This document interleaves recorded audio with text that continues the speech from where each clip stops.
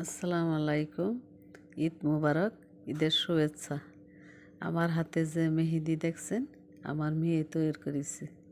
খুব সুন্দর মেহেদি, কালার টকটকে, হাতে কোনো ক্ষতি হয় না, ত্বকের কোনো নাই।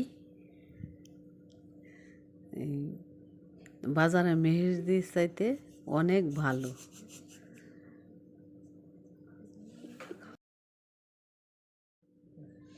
বাজারের মেহেদি আমার কাছে অনেক গন্ধ, এই মেহেদির কোনো গন্ধ নাই।